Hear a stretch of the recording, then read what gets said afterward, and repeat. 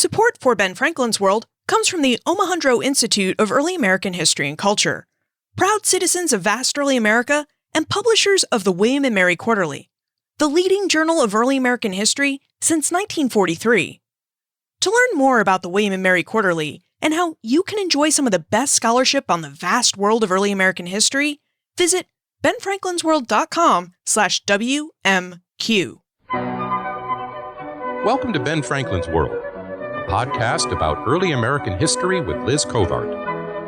The study of history is key to understanding who we are and how we can affect a better future. Ben Franklin's World will introduce you to historical people and events that have impacted and shaped our present-day world. And now, here's your host, Liz Covart. Hello, and welcome to episode 133 of Ben Franklin's World, the podcast dedicated to helping you learn more about how the people and events of our early American past have shaped the present-day world we live in.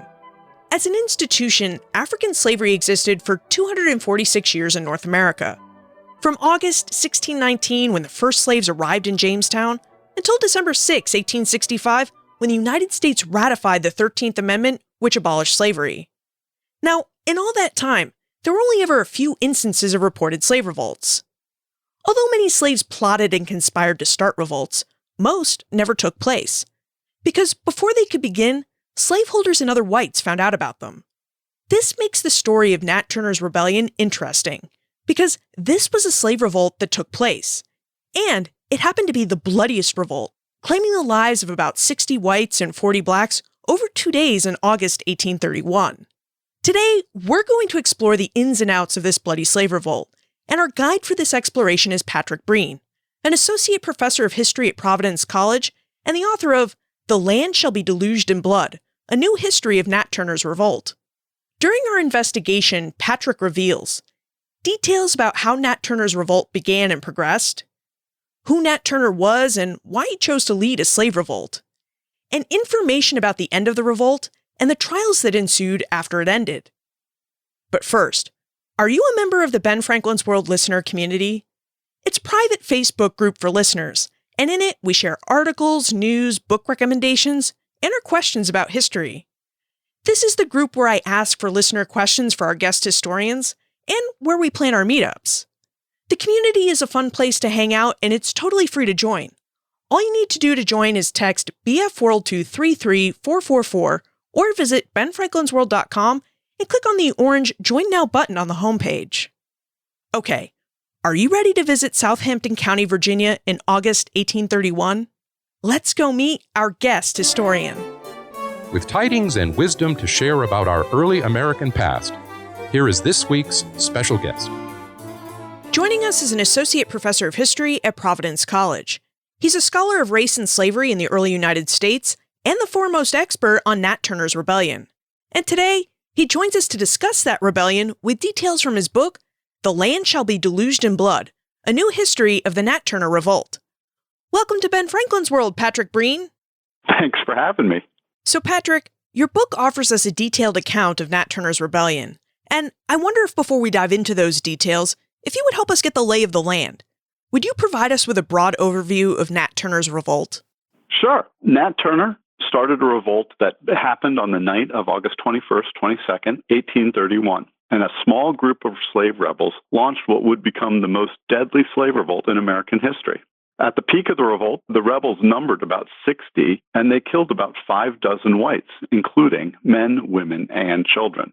On the afternoon of August 22nd, 1831, they encountered their first formal resistance in a series of skirmishes that took place on a farm on the way to Jerusalem, the county seat in Southampton County. They were dispersed, and for the next couple of days, the surviving rebels tried to regroup and restart the revolt, but their efforts were unsuccessful.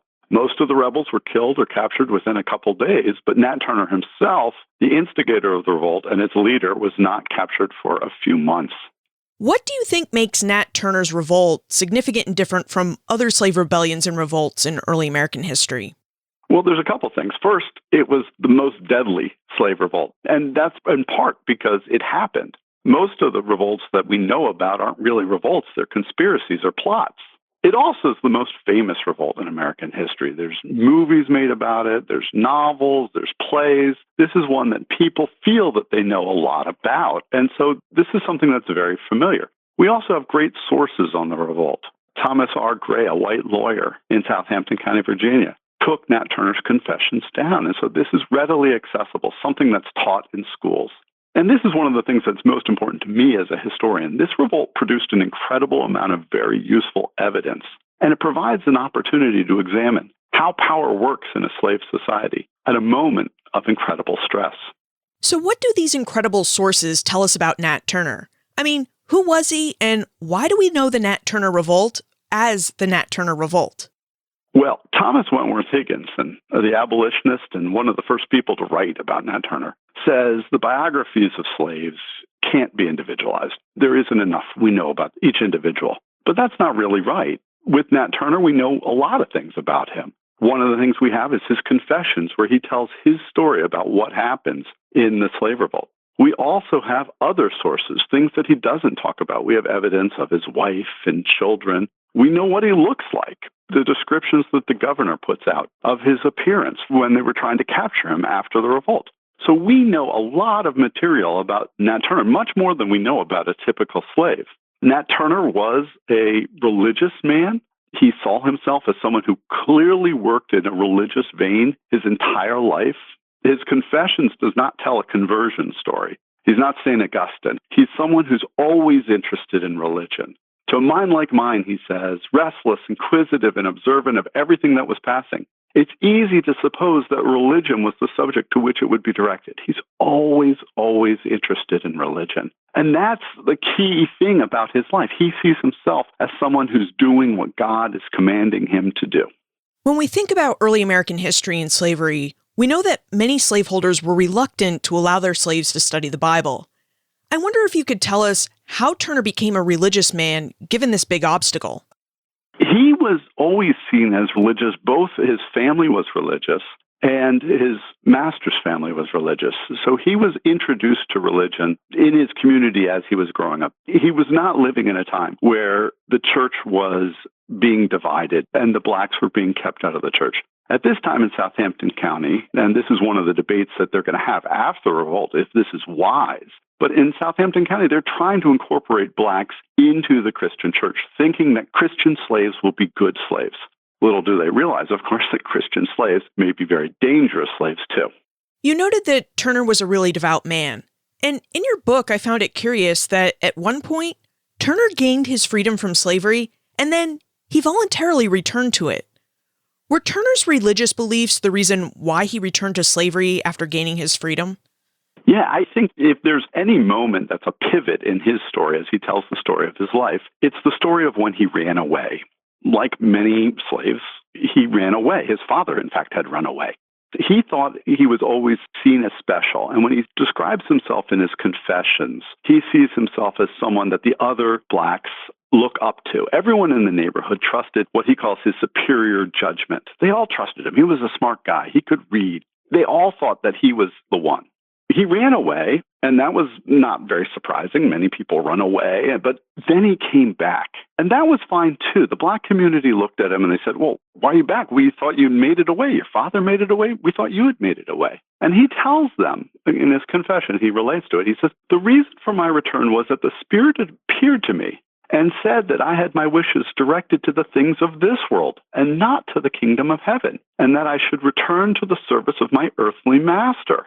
And then at this point, he quotes what is the most obnoxious quote from the Bible that the slaveholders invoke. For he who knoweth his master's will and doeth it not shall be beaten with many stripes, and thus I have chastened you. At this point, Nat Turner remembers that the other blacks, quote, found fault and murmured against me, saying that if they had my sense, they would not serve any master in the world. So at this point, Nat Turner, who always thinks that he's going to be the leader of the black community, now becomes, I don't think a pariah is the right word, but someone on the outside, someone who's an oddball, someone whose authority others in the community don't accept. That's really interesting that Turner was a man on the outs, an oddball, as you say, because he does end up leading this revolt against slavery, which means he had to gain and gather followers to execute it. So, would you tell us how Turner came up with the idea to lead a revolt against slavery and how he went about recruiting his army? Yeah, no, it's interesting. I mean, when you think of him as a religious figure, the first person he recruits is a white person named Ethelred Brantley. Brantley and Turner go get baptized together. So his religion is completely not seen as a war on slavery or something like that. It isn't until later that the Spirit appears to him and says it's going to be time to start the revolt. He says Christ had laid down the yoke he had borne for the sins of men. And he said, I'm going to take it on. The time was fast approaching when the first should be last and the last should be first. And at that point, Nat Turner gets the idea there's going to be a war. Yet even at that point, he doesn't tell anyone about it. It isn't until the year of the revolt, and this is a couple of years before the revolt, it isn't until earlier in that year, in February, when there's an eclipse of the sun, does he finally sit down and say, the seal is loosened from my lips. And he went and told the 4 people in whom he had the greatest trust, his best friends, his most loyal supporters, 4 other slaves. He told them about his plan, and they all agreed to join. How do you stage a rebellion with just 5 people? This is actually one of the things that I think is one of the more clever things that Turner realized. There's 2 ways you have a slave revolt. Either you tell everyone about the slave revolt, and that's a great way to get a big slave revolt going. But the problem is you only need one person to betray the slave revolt. And this is why most of those slave plot and conspiracies I mentioned earlier didn't happen. You know, these big plots are eventually discovered by whites who are told about them by blacks in the community. Nat Turner always thought that this was a danger. If he told everyone about the plan, it wouldn't happen. And according to a newspaper article that's written shortly after the revolt, it explains his reasons for not telling was that the Negroes had frequently attempted similar things, confided their purpose to several, and it always leaked out. So Turner decided, we're not going to do that. We're not going to have a big revolt. We're going to have a small conspiracy. Now, of course, this is a huge advantage in keeping the revolt a secret. Others aren't going to find out about the revolt, but it's a huge problem in terms of the actual logistics of the revolt. How are you going to make the revolt happen? And this is one of the things that the rebels struggled with. As they made their decision not to share it widely, then the question becomes, how are we going to get men and material quickly to support our revolution? We know that Turner wanted to start a revolt because he's driven by religion. What drove the other 4 men and the others who would come later to join Turner's plan? You know, it's interesting. The whites at the time emphasized the religiosity of his followers. In many ways, they sort of want to downplay their autonomy and their decisions. They're just people who are following Nat Turner blindly. And it's unclear how many of these people are religious. It's interesting that when he expands the circle, it's still only 4. Even people living on the same plantation with Nat Turner don't find out about the revolt at the same time. So it's a very, very small group. It's unclear how many of these people are religious followers. They may be all religious followers. Some may be religious followers. What's interesting is that the night the revolt is starting, there's a dinner, and it's the first time new people are brought into the revolt. And 2 new people join, and Nat Turner knows these guys. And the first guy is Jack. He's the brother-in-law of Hark, who is Turner's right-hand man. And he looks at Jack and says, Jack's just going to do whatever Hark tells him to, so he doesn't worry about it. The other guy is Will, and Will's going to become the most aggressive revolutionary. He kills more people than anyone else in this revolt. He's going to be completely committed to this. But Nat Turner doesn't trust him initially. He comes up and says, how did you come to be here? Because Nat Turner thought the revolt was small. I thought it was just 4 people. How did you come? This is one of the most amazing pieces of testimony. Will answers him and says, I'm ready to fight for my freedom.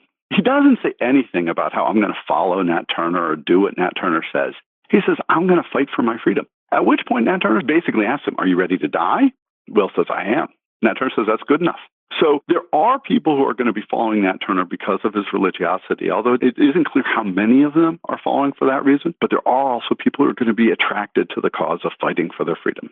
It's going to be young men and mostly people from the neighborhood, people who have personal connections to Nat Turner and the other slave rebels. Tell us about the start of the rebellion. It sounds like it gets going with about 7 participants. So how did these 7 men start their revolt?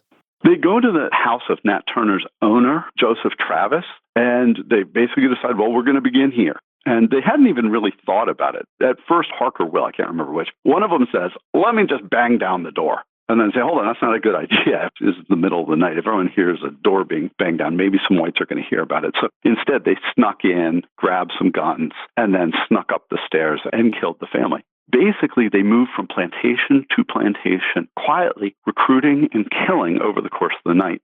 By the morning, they had gone to several plantations. They had grown to about a dozen people, and they decided to start going on horseback, going faster, recruiting. They were no longer trying to be silent. They were free to fire their guns, and they were trying to sweep through Southampton County, trying to recruit faster than the whites would be able to organize against them.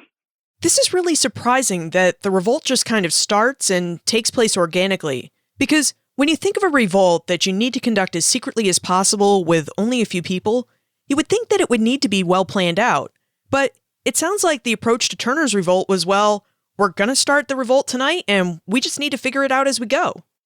There is that element to it, and I think they actually make some mistakes the first night. I think they lose some of their surprise, and I think part of it is because Nat Turner wants to reinforce his position of authority within the revolt. One of the things they do is the night of the revolt, he spends some time marching the soldiers.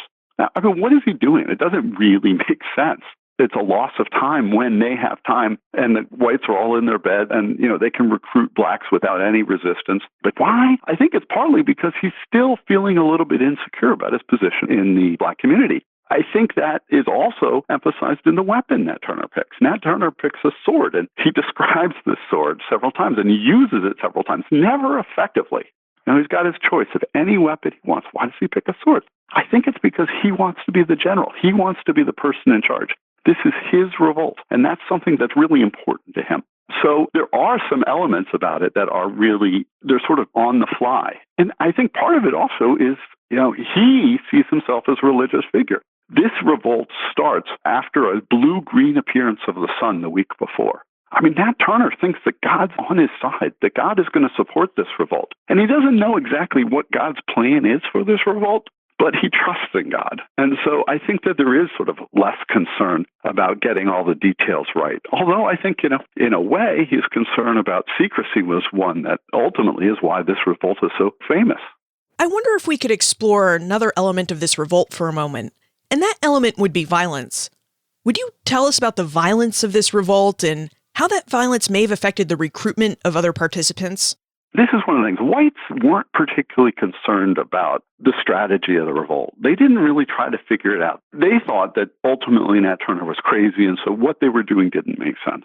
Nat Turner was clearly religious, but he wasn't crazy. I mean, what he was doing for reasons. And one of the things that bothered Nat Turner and the men was they saw how long the odds were against them. And so they tried to figure out ways that they could make the revolt work. They didn't really come up with a way that was likely to succeed. I mean, I think they were wide-eyed. That's why he says to Will, are you ready to die? Because they understand that this is a revolt that's going to lead to their deaths. But how could the revolt succeed? And the idea that they come with is that they think that the black slaves have to hear of the revolt and decide to join it on their own. It's the only way that they're going to get an army together quickly. Well, how are they going to do that? He thinks that by attacking women and children, he's going to somehow break the power of whiteness. The idea that whiteness protects people. This is going to shatter the illusion, the power of whiteness. And so the rebels are going to join him. And there's a couple references to this, both in Nat Turner's own confessions and in the trials of others. But the idea is, as whites are killed, blacks will become more sympathetic. And one of the things they say is that the plan to kill women and children is not a permanent part of their plan. They don't want to just kill all the women and children. What they're going to do is they're going to do that until they get enough territory. Once they establish themselves, they will stop killing women and children and any men who don't resist. So they're not really going out for blood. I mean, it's obviously a very bloody affair and it's gruesome. But the reason they're doing it, the reason they're out for blood is because they think that that's going to help them recruit black soldiers. Now, I don't think it ultimately works. They don't get many recruits from places that they don't visit. Newspapers at the time say, the only recruits that Nat Turner gets are people who actually enlisted when his army went to their plantation. That's not exactly true. There's a handful of people who do show up and join the army sort of on their own. But it's not many, and it's certainly not enough to match the whites who are going to be able to collect and assemble much, much quicker. You raised an interesting point earlier in that Nat Turner's army is moving at a quick pace and they're trying to be as quiet as possible. So, how do whites and blacks learn that this revolt is happening? Well, the rumor mill spreads quickly. For the first day or two, no one really knows what's going on. People hear because there are people who escape and tell other people, and the word spreads. But it's really unclear what's going on during the revolt. No one has very good information at all. And so people are finding this out in different ways. And the stories they're hearing are different.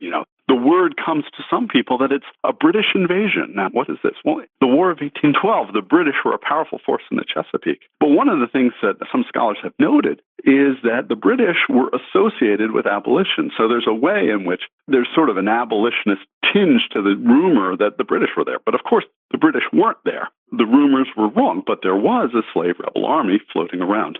People, they found out in a haphazard way. There's no communication. There's no Amber Alerts. There's nothing that's going to tell everyone exactly what's going on. And in fact, even if it did, no one knew exactly what was going on. So it's the position where most people are living in this sort of fog, and they're trying to figure it out. And that's a good part of the story about what happens in the immediate aftermath, is people are trying to figure out what's happening after the revolt. How quickly did news of this revolt spread? It sounds like there were a lot of rumors, or what we call fake news today, traveling around as this revolt was taking place. But how fast did both real news and fake news spread across Virginia and the United States? It's spreading really quickly. The news makes it to Richmond within a day or two. People are finding out about the revolt. Norfolk, which is about the same distance away to the east, is finding out within a day or two. People are finding out quickly. But what they're finding out, they don't know. It's funny. There's this newspaper in Richmond where the editor's just sitting there banging his head. We hear one thing, and then we hear another, and then we hear, the third thing contradicts both of them. He says there are reports in abundance, but where are the facts? They don't know what's going on. And this is really where most people are in the days after the revolt. Whites don't know what's going on. The blacks don't know what's going on. It's very unclear. There are rumors of, not far from the revolt, of armies appearing. A guy has a heart attack because he hears an army is about to appear in his house. It's like, no. People after the revolt will spot Nat Turner in places like Baltimore and what's now West Virginia. The information is terrible. And so people start acting on this false information. We know how Nat Turner and his men mobilized, but how did whites mobilize to quell the rebellion? What the whites did is they gathered in spots. They would gather and they would try to make a strong house. Now, after the revolt, many whites would emphasize the fact that the men were all brave and heroic. But of course, there are reports of men who were just completely shattered by this and terrified and couldn't hardly move.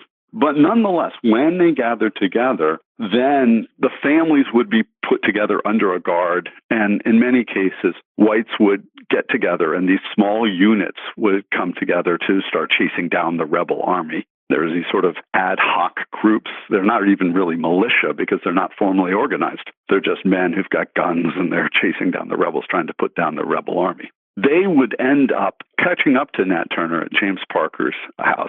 James Parker's house along the way to Jerusalem, not far, a couple miles outside of Jerusalem, which is the county seat in Southampton, the destination for the rebel army. And Nat Turner was there at the gate while some of his men went down to recruit on the plantation. So he's sitting there with some of the guys who were sort of under guard. There were some rebels who didn't really want to be there, and they were out at the gate with Nat Turner, while the others went down to recruit some more slaves from James Parker's place.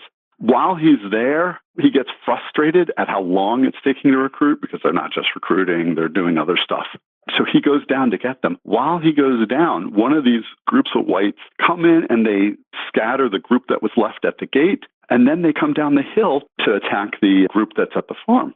When they get to the farm, Nat Turner and his men see him. One of the whites shoots prematurely. They all look up. There's the whites, and it's not a very large group of whites, much smaller than the number of slaves. And so the slaves turn and they start chasing them, and they drive them from the field. But little did they know that there was another group of whites who had happened on the gate and was waiting and basically set up an ambush.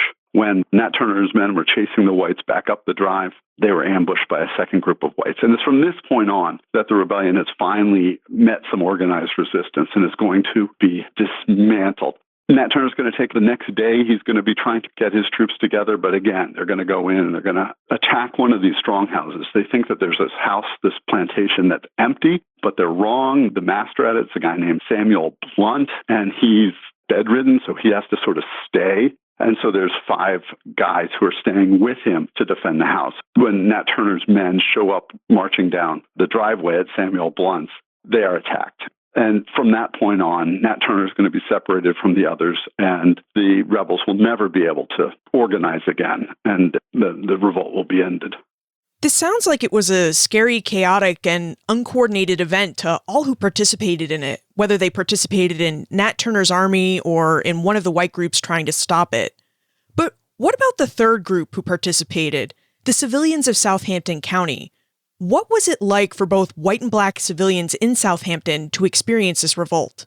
I think most people in Southampton County were terrified, and I think that's both white and black. I mean, obviously, the whites are hearing these rumors of giant slave armies and killing everyone, and it's horrifying, and they were killing many people, so there really is a grounds for that. Blacks, on the other hand, are hearing the same stories, and many of them, I think, are going to be equally horrified. There's a story about what happens after the revolt. There's a slave who's sent by his master to communicate because the whites are in these strong houses, but they don't want to walk between them because they're always afraid that the rebels will find them and kill them. So what they do is they send a slave to send their messages, and they send this guy named Burwell, and he's going to deliver the messages, at which point there's this another guy named Artist who sits there and says, "What are you doing? You're working for the enemy. This is a slave revolt. You're a slave. What are you doing delivering messages for your master?" And so they get in a fight. And Artist finally gets up. He starts chasing Burwell. It goes from one plantation to the next. And he gets a gun and he starts threatening them. And they're shouting and they're fighting. And at this other plantation, there's the slaves on the plantation tell them both to stop it because they say if there's a big commotion here, it's going to bring the whites. And what are the whites going to do? Well, they don't know, but they're afraid that the whites are going to kill them. You noted earlier that the rebellion lasted just 2 days. So how did the rebellion unravel, and how did Nat Turner get away? It unravels because they aren't able to recruit fast enough, get enough arms to be able to stand up to the whites, who are not only gathering whites from the area, those who are brave enough to leave their strong houses and go elsewhere, but they immediately get support from neighboring counties. The militia in other counties is going to organize and say, hey, there's a slave revolt going on next door. We're going to come. There's going to be people and militias coming from North Carolina, which is a bordering state. And then eventually there's going to be troops and sailors coming in from Norfolk, although they're not going to play a big role in it because the revolt will be suppressed really before the troops get down. So there's going to be a lot of people coming from a lot of places. And within a day or two of the revolt, you're going to hear these stories about how the whites hear that there's some rebels on the loose, and so there's 5 rebels up north by Druryville, and they send, 125 people. They send a huge contingent out. They have enormous resources within 2 days. The first day, the second day, they're completely surprised. They're not ready. By the second, third, and fourth day, the whites have overwhelming military power in Southampton County. And so there's really no way that the revolt's going to be able to be sustained. I mean, the revolt reaches a peak of maybe 80 soldiers, and not all of them are particularly enthusiastic about the revolt, especially when they realize that they're going to be so overwhelmed by white forces. So what did the aftermath of the revolt look like? How many people died in the revolt, and how many participants did the armed white units capture? So the rebels kill about 6 whites, and it's hard to say exactly because different sources have different tallies, but it's just under 6 whites, and they do a pretty good job counting them. The harder question to answer is what happens in the black community? I mean, there's large vigilante armed groups traveling around. What's going to happen? And historians have tended to move the estimates on the number of people killed up into the hundreds, sometimes even around 200 people, which is Herbert Aptheker's last estimate. One of the things I find in my book is that the number's actually much, much smaller. The number of blacks killed without trials after the revolt is probably in the 30s. And this, I don't have an exact number, but you can come at it in various different ways, and you come up with the same numbers. I mean, roughly half of the rebels survived to the trials. So it's not the kind of thing where all the rebels are being killed, although clearly, 36 or so are. There's other sources that talk about what happens in the black community, including property records. Census records aren't really helpful because they come only every 10 years, so they don't show how many died in 1 year. But tax records cover slave property, and the number of slaves who disappear from Southampton is not that large. And once you count all the people who leave in the aftermath of the revolt for various reasons, including going to Liberia, it seems like the number is probably in somewhere between 30 and 40. Which is, in fact, what all the primary sources said. They don't tend to count the number of blacks who are killed in the aftermath exactly, but the numbers they come up with tend to be in the 30s or 40s. And that's really uncommon to have a number that's different from that from someone who's set foot in Southampton County. Did anyone in Virginia question the institution of slavery either during or after this rebellion? Like, had this thought of, hey, if we ended the institution of slavery, then we wouldn't have to worry about slave revolts like this one? Yeah, there's always going to be people questioning slavery, most notably the slaves. But this is the kind of thing that there's not going to be a lot of evidence of how blacks honestly talk about the revolt after the revolt, because the resources are put together by whites. And, there are going to be investigations into the black community, most notably held by churches, saying, does this have the support of the black community? And of course, the answer that they're going to be told is that no, it didn't. There's just some of the whites are going to believe it and some of the whites aren't. So there's always going to be questioning of slavery, especially among blacks. But there's not going to be a lot of sources on that. There's also going to be whites who oppose slavery. There's a tradition of opposing slavery, an anti-slavery tradition in Southampton County. This goes back to the sort of Revolutionary age, but it even happens in 1825, 1826. There's a minister named Jonathan Langford who gets dismissed from his church for acting under the influence of Satan, basically because he refused to serve communion to the slaveholders. This is 5-6 years before the revolt. So this is something that there are whites who are clearly thinking that slavery may not be a great system. There's not a lot from them after the revolt. If Jonathan Langford thinks this proves he was right, he doesn't write it anywhere, at least not anywhere that anyone I know has found. But there's a third group that does start talking about slavery in a new way, and it's the whites who feel unsafe. There's a group of whites who are coming out and saying, slavery is a dangerous system. It's not just dangerous for the slaves. They weren't very sympathetic to the slaves in the aftermath of the revolt, but it's dangerous for the whites. It's dangerous for women. It's dangerous for children. And in many cases, these people are not going to trust the leaders in Southampton County who are immediately after the revolt or shortly after the revolt are going to try to say that this is a safe system. You can trust this system. Please don't kill any more of our slaves. They're going to sit there and say, these leaders are downplaying the danger of slavery. We know that slavery is dangerous. Look at all these dead people. And when the leaders start saying it's not really that big of an issue, one thing they do is they tell the military coming from Norfolk that they don't have to come anymore. You don't need to come, just go back. The whites in Southampton County, they send a petition all the way to Andrew Jackson saying, please override this order. We don't feel safe. Slavery, it's not that it isn't a good system or something like that. It's a dangerous system. And so there is this movement to attack slavery, not on the traditional abolitionist grounds that it's an immoral system and it treats the blacks badly, but because it's a dangerous system and it's going to result in death to whites. Now, what about the trials the arrested revolt participants received? It seems kind of surprising that whites allowed these rebels a trial, given that, legally speaking, these slaves were property who were not entitled to constitutional protections and rights. Slaves do have rights, and one of the things they have a right to is a right to a trial. Now, that trial is not anything that we'd consider fair. I mean, it's obviously, the people who are going to be judging you are going to be completely unsympathetic to you. It's not a fair trial, but you do have a right to a trial. And a slave is accused and tried for slave revolt in Virginia. They get tried by a court of oyer and terminaire. This is a weird court system from England that was sort of obsolete in most cases. It wasn't a very common system. It was used for the Salem witch trials, but it certainly wasn't a normal part of the legal system. But the point of the court of oyer and terminaire, which means, literally hear and determine, was that the judges got to make the decisions. There was no jury trial.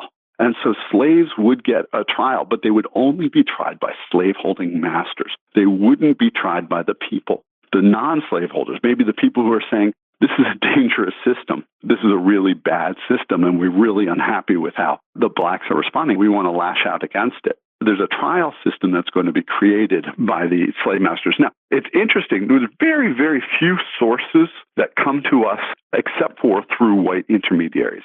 Almost every source that comes to us comes through a white interview. Nat Turner gives his confessions, but a white man is writing them down. There is a couple sources that come from black ways. And one of the sources that comes entirely from black sources are some WPA interviews. These are done in the 1930s. Is an interview with a guy named Alan Crawford, who was born a few years after the revolt in Southampton County. And it's funny because when he talks about what happened, he says that they gave the slaves, quote, a fair trial. I'm like, why is he saying that? This is obviously not a fair trial. Certainly, I wouldn't want to be tried in this system. But where did he get the sense the trials were fair? And this is where I make one of the arguments I make in the book, is that the courts wanted to stop the whites from killing slaves. After the revolt, any white who felt scared, for whatever reason, could kill blacks, and there's no danger of ramifications. Now, actually, they could be tried for murder if you killed a slave, but there's no way anyone's going to be convicted of murdering a slave in the days and weeks after a slave revolt. The slave masters started to realize that this was a really dangerous system, that their property was at risk. And so one of the things I argue that they do is that they use these trials to protect their slaves. Not to protect slaves who were involved in the revolts and they didn't want to let them off. That wasn't it. They wanted to protect the slaves from the attacks of whites who were felt free to kill them outside of the legal system. Now, part of this was just plain self-interest. If a slave was convicted and executed by the state, the slave master would get compensation. So the slaveholders were essentially getting compensated for those who were convicted. And if your slave was just killed by vigilantes, there was no compensation. And part of it was that they were just trying to protect their interests. But in so doing, one of the things they were doing was saying that the slave revolt isn't something that everyone needs to go crazy about. We don't need to go through and kill all the blacks after this revolt, because that was the danger. That was the fear the slaveholders had. And there's really nothing that they could do to stop the whites if vigilantes decided to go through and start practicing some sort of genocide.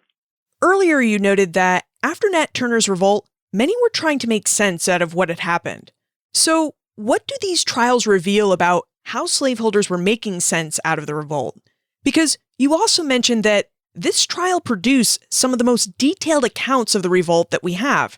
So I have to imagine that at least some of these sources that came out of the trials were created because people were just trying to make sense of what had happened. I think the whites are trying to use this not to process the revolt, because, the trials are completely controlled by the slaveholders, right? You have to be a slaveholder to be involved. And I've gone through, and one of the things I show is how wealthy these guys were. These are not just slaveholders. These are wealthy slaveholders. So the leaders in society are the big slaveholders, and they've decided well before the trials start, within that 2-3 day window, they decide that the revolt is not that dangerous. So this is the same group that's going to send the military back. This is a group that is going to convince the Virginia militia general, who is in Virginia, to basically issue martial law, saying that if you kill slaves anymore, we will try you, not in the civilian court where you're going to get a jury and the jury will acquit you, but we will try you in a military court. They really decide that the danger after the revolt is the danger that whites are going to kill their property. And so they're going to use the trials not so much to process what's going on. I think that, when you look at the newspaper reports and the accounts that are written in the weeks after the revolt, they've already decided what's going on. What they're going to do is they're going to try to display that to the people who aren't convinced. The slave revolt was not big. It was not dangerous. This is just an anomaly. We don't have to worry about it too much. And so what are they going to do? They're going to be discharging people without trials. There's witnesses who appear in the trials who clearly traveled with the slave rebels. They'll testify, I was on this plantation and I saw this guy do something. He'll testify in another trial, I was on this plantation, I saw this guy do something. And that guy's never going to be tried. Now, why is this? Why are they sort of taking a minimalist response to this? One reason I think that they're trying to do this is that they're trying to make it sound like the revolt is small. They end up convicting and executing 19 slaves after the revolt, which is obviously a significant number, but not even every slave who is involved with the revolt is going to be convicted. There's people who are doing things that certainly strike me as sort of surprising who then get off. Now, unfortunately, the records don't give us as good of information about the people who are let off. But we do know that not everyone accepted people who are let off. There's a report of a guy who gets let off, and then he leaves the courthouse, and this is in a neighboring county, but the whites end up shooting him. So there's not always the acceptance, but I think what the slaveholders are trying to do is they're trying to present the revolt as a very small thing that's not very dangerous. By September, they are clearly trying to protect their property. And the trials give them the opportunity to create sort of the official account that is going to make it seem like it's not that big a deal.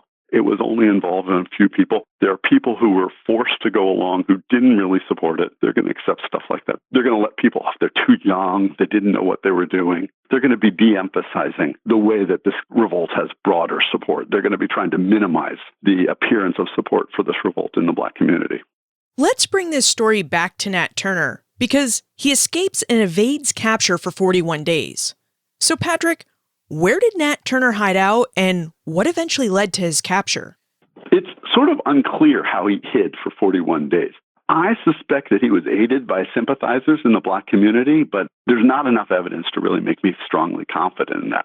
In fact, when he escaped from slavery earlier, that time before, he hid in the neighborhood, but the Blacks thought that he had escaped from Virginia. So it's possible that he just escaped and was living nearby without anyone knowing. I mean, he did live nearby. It's just a question of whether the Black community knew it or not. Historians of slavery distinguish between two kinds of running away. We call them petit and grand marronage, and this is from the Caribbean. The idea that one way of running away is you just run away into the neighborhood and you stay away. It's a chance to escape for a couple of days, maybe let tempers cool, and then return. The broader form of running away is they're going to run away to some new place, escaping slavery entirely. And my sense is that escaping from slavery is something that's overemphasized in our collective imaginations, but petit marronage, that just slipping off into the neighborhood, happened more than we imagine. And I think there's a story that comes out from the revolt that makes this clear. One of the guys who's convicted of being involved in the revolt is a guy named Bosun. Bosun is convicted of being involved in the revolt, and he's sentenced to die. There's a group of people who are sentenced to die with Bosun, and they're in jail waiting their executions. They're like, well, this is not good. So they break out of jail, and they stage a jailbreak. The amazing thing is, I mean, one of the guys ends up getting killed, but Bosun actually escapes. And so he's running away. And it's funny, when I found the story of Bosun in the archives, it's like dated 1835. I'm like, what? This is crazy. You got it misstated. That's obviously 1832. It can't possibly be 1835. But as it turns out, Bosun lived in the neighborhood of the revolt, a convicted conspirator with a death sentence over his head for 3.5 years. He's just living in the neighborhood. And not only that, he's trying to get this death sentence lifted. He goes up to the powerful white guys who are walking along, and he goes, I'm Bosun and I'm convicted. Can you arrange it so that I have this death sentence lifted? And if so, I'll turn myself in. I don't mind being shipped back to slavery. I don't particularly like not being able to communicate, being sort of stuck on the outside in petit marronage. And of course, none of the whites have the power to sort of grant him that. They can't do this. So there's nothing made of it. So he comes up with a second plan, which is, I'm going to find a white guy who's a sympathizer with me, and he's going to take me to Norfolk and sell me to Louisiana as his slave. I'm going to take a false identity and go to Norfolk, and I'll be sold. And then once I get to Louisiana, no one's ever going to know who I am, and I'm not going to be under sentence of death. They actually do this. It's an astounding plan. They go to Norfolk, and the initial sale that they had planned falls through. As a result, he's there waiting in the slave mart when someone recognizes him. You're Bosun, the guy who was the escaped slave, and he was recaptured. And there's these petitions that are sent on Bosun's behalf to the governor saying, Bosun is not involved in this. He was wrongly convicted. He's an innocent guy. But there he is. He's living for 3.5 years out on his own with the white community knowing they're under sentence of death as a slave rebel. So this is the kind of thing that I think it's not so implausible that Nat Turner was doing the same thing. Nat Turner remained in the neighborhood for several months, and then in mid-October, about 2 months after the revolt, a dog happens upon his hideout. He's got some food hidden away, and the dog smells it and comes and finds it. A couple nights later, the dog and its masters come back, and it turns out its masters are black slaves who are hunting. And I think this is just astounding. One is Nat Turner. He calls them out. He says, hey, I'm Nat Turner. Don't turn me in. And he sees them. They're like, he knows immediately these guys are going to turn him in. So he's like, okay, I'm out of here. So he started moving. And this is actually when the whites first found out about it. And it reveals, I think, in some ways, the way that Nat Turner was attuned to the idea that not everyone was going to be supporting him. But the other thing about this is, here it is, October. There's a black guy out hunting 2 months after the rebellion. Apparently, the fear has lifted. And this is the thing. The trials have almost all happened before this point. So the story has been that the rebellion's not that big and we can get back to our lives as normal. And here we have blacks out hunting at night. You know, they're not living under a sort of reign of terror at this point. Somehow it's lifted. He's not afraid that some random white who's out is just going to shoot him, saying, you must be a rebel. So there's a sense that life in Southampton is returning to what the whites see as normalcy astonishingly quickly, given how we think about it. But Nat Turner did remain in the neighborhood. He was found by the dog. The black man who came upon him told the whites he was in the neighborhood, at which point Nat Turner is basically going from hiding place to hiding place. He gets found by a white guy and escapes, and then he's found by another white guy later and captured, at which point he's taken off to Jerusalem, where he'll be put in jail and await his trial. Yeah. What was Nat Turner's trial like? And would you tell us about his confessions, which is the source you mentioned earlier? Right. This is obviously a giant show trial. I mean, you know, everyone knows, including Nat Turner, knows that he's going to get convicted. So it's really just a moment where there can be some sort of closure on the revolt. There's still some other things that have to happen. There's some free blacks will be tried in the spring. But this is a moment where, okay, there's nothing left mysterious about this revolt. Everything's understood. Everything's taken care of. There's no loose ends. So Nat Turner's trial is this big moment. A lot of people are paying attention to it. It becomes a very long trial. And one of the things that I think happens after Nat Turner is captured is that people, whites, start coming to the jail and start saying, what happened? Tell us your story. He's interviewed at first by a couple magistrates, and he talks for several hours telling them what happened. They said, oh my God, he's telling us honestly. This is a great account of everything that's happened. A guy named Thomas R. Gray gets the idea that he could publish Nat Turner's confessions. He could take them down, write them up, and put them out in a book, and he could publish them. And so over the course of the week while he's waiting his trial, Nat Turner interviews with Thomas R. Gray a couple times, and he gives him the Confessions of Nat Turner, which is, you know, an amazing document. And this is going to be something that I suspect, and I can't prove this, I suspect is going to be actually read at his trials. This is going to be part of that giant show thing. Now, one of the things about Nat Turner's Confessions that really suits the whites is, one, it makes Nat Turner the leader. So once Nat Turner's executed, we don't have to worry about that again. It also makes Nat Turner a really exceptional character. You know, they don't really focus on what other slaves are doing and why other slaves might think Nat Turner's revolt's a good idea. They're really focusing on, you know, Nat Turner, this sort of religious guy who doesn't have a very good plan. It's a one-off. We don't have to worry about this. And so Nat Turner's Confessions becomes a big, prominent part of what they're doing. It also becomes something that's going to be published in Baltimore and spread throughout the country as this is the account of the slave revolt. And this is sort of the account that everyone's going to have access to. It's the account that students read today when they read about the slave revolt in a history class. It's a really incredible document.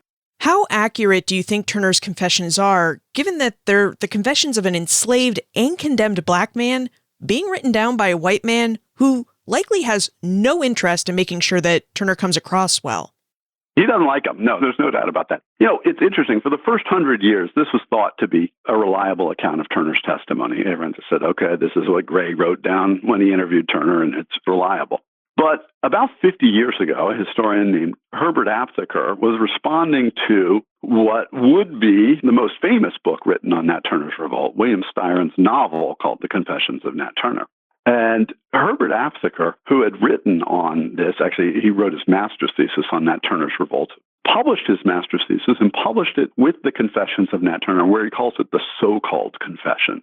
And Aptheker's skepticism of this is something that has really been at the core and one of the problems that historians looking at Nat Turner have really had to struggle with. In fact, when I began this work, I thought I was going to throw away the Confessions of Nat Turner because I thought no one systematically sort of said, this is what the Confessions say, but since we don't know that they're from Nat Turner, all we can really say is this is what Thomas R. Gray wants us to think Nat Turner said.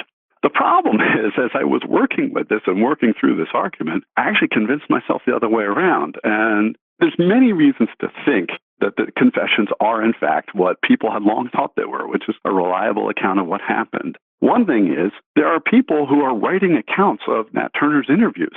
And one source says, I would write you more about what Nat Turner said, but there's a gentleman who's taking down Nat Turner's confession verbatim. Okay, this is another newspaper source, someone else who's writing about it.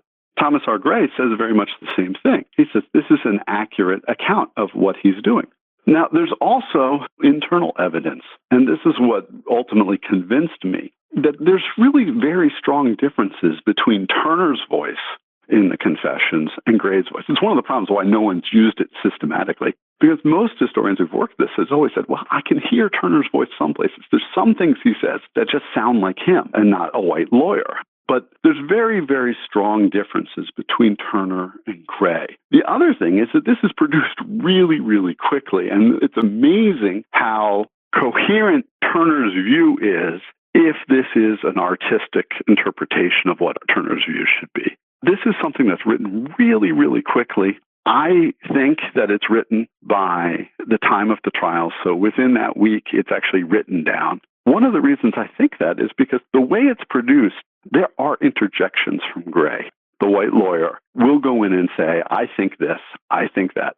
Now, and he puts those in parentheses, which is an incredibly great thing for historians. So we know this is what he's thinking. This is his comment. This is his question. He'll put his ideas in parentheses. But there's a footnote, and it's, why is there a footnote in this? And one of the things I realized is that he had filled up the paper while he was writing it, and then when he came back to cross-examine him, something he does later in the week, and asks him about all the details, he decides to add a footnote, which implies that this thing is written pretty much right away.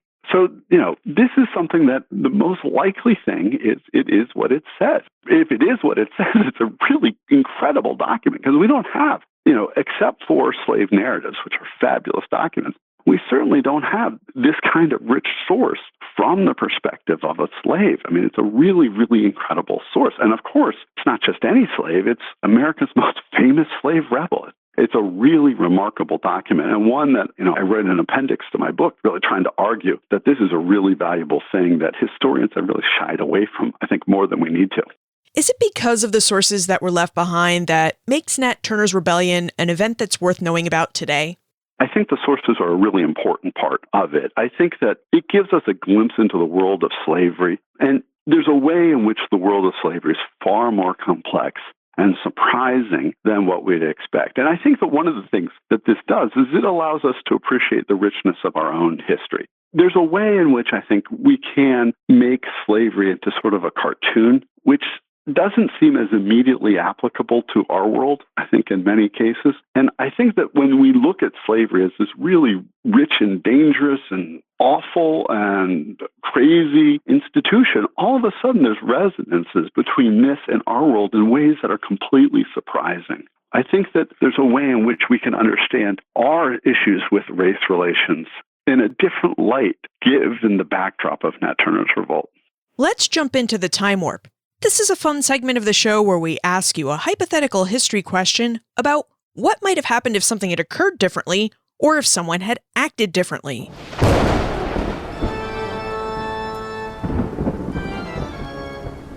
The time warp.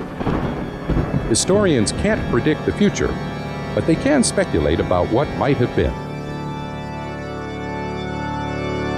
In your opinion, what might have happened if Turner had found a way to evade capture? Would Turner's fugitive status have affected how whites viewed the revolt and slavery? And if so, how? It's interesting because, of course, Nat Turner did escape for so long. It was one of those things for 2 months he's sitting there on the loose. And I think there's a way in which Southampton itself did grow satisfied that they knew what was going on in the revolt and didn't need Nat Turner as much as maybe the rest of the state did. Nat Turner becomes the symbol of the revolt to the rest of the nation. And so, the idea that they don't have Nat Turner is one of the things that's going to be making people in Richmond very, very worried. And then after the revolt, there's a movement to end slavery in Virginia. And it's not one guy. Thomas Jefferson's nephew, I think, introduces a resolution to enact gradual emancipation in Virginia, and it gets about 40% of the vote in the legislature. This is not an unreasonable thing. Nat Turner's escape is one of those things that really unsettles people in the South and in the North. It's a remarkable thing, however, that in Southampton itself, it doesn't seem like they're as unsettled by it. So, Patrick, what comes next? What are you working on now that you've finished investigating Nat Turner's rebellion? But one of the projects I'm working on right now is I'm looking at a very famous book, Democracy in America, and Alexis de Tocqueville. He's a French nobleman who comes to America and writes perhaps the most famous book on American democracy. At the end of his first volume, he writes a 100-page chapter about race and slavery and democracy. And so right now I'm working on a project where I'm really examining Alexis de Tocqueville and his relation to American race and slavery. If we have questions about Nat Turner and his rebellion, how can we contact you? Well, I'm at Providence College, so the easiest place to look me up is the Providence College History Department's website. I'm easily accessible, my phone, my email, it's all there. So I'm always happy to hear from anyone who's read the book or wants to know more about Nat Turner. Patrick Breen, thank you so much for taking us through the life of Nat Turner and the slave revolt that bears his name. Liz, it's so great to talk to you. Thank you so much for having me. Nat Turner's revolt proved to be the bloodiest slave rebellion in American history, mostly because it happened. Unlike his predecessors, Nat Turner kept his plan to revolt to himself, and then only as the time to execute his plan neared did he share his plan with his 4 closest friends who vowed to join him. Turner's secrecy is what allowed his rebellion to take place. But how do you stage a rebellion with only a handful of people? The answer to this question is also the answer to why Nat Turner's revolt was the bloodiest slave rebellion in North American history. To recruit an army, Turner and his compatriots turned to violence. The rebels perpetrated their revolt by sneaking from plantation to plantation and then killing all the whites they found, including women and children. By killing every white person in sight, Turner and his fellow rebels hoped to dispel the myth among black people that white people held some kind of special power simply because they were white. By showing that no white person was immune from the violence of the revolt, the rebels hoped to create a sense of freedom within their fellow slaves that would invite them to join their cause. Now, as Patrick revealed, Turner's rebellion lasted for 2 days, and given that this was the most successful slave revolt to date, the people of Southampton County conducted trials for the rebellion's participants. And it's fortunate for us that they did, because these trials created a rich documentary record of the revolt that includes testimony from several slaves, including Nat Turner. Now, all of these sources come to us through white hands and white voices, so we need to question their accuracy. But although we must always question the historical sources we have, the sources about Nat Turner's revolt are worth reading and interrogating, because collectively, this evidence shows us that the world of African slavery was more complex and surprising than we'd ever expected it to be. You can find more information about Patrick, his book, The Land Shall Be Deluged in Blood, plus notes for everything we talked about today on the show notes page, benfranklinsworld.com/133. The Omohundro Institute of Early American History and Culture made today's episode possible. Supporting this podcast is just one of the many ways that the Omohundro Institute supports scholarship about early American history. Another way they support this scholarship is by editing and publishing the William and Mary Quarterly, the leading journal of early American history since 1943. The William and Mary Quarterly is the leading journal of early American history, not only because it publishes top research in the field, but because of the way it publishes that top research. I've included links in the show notes to a few blog posts that provide a behind-the-scenes look at the William and Mary Quarterly and its publication process. Or you can find out more about the William and Mary Quarterly and the Omohundro Institute by visiting benfranklinsworld.com/WMQ. Finally, from what Patrick told us, do you think we should view Nat Turner's Confessions as an accurate source of information? Send your answers to liz@benfranklinsworld.com, tweet me @LizCovart, or post a comment in our listener community on Facebook. And remember, never leave till tomorrow that which you can do today.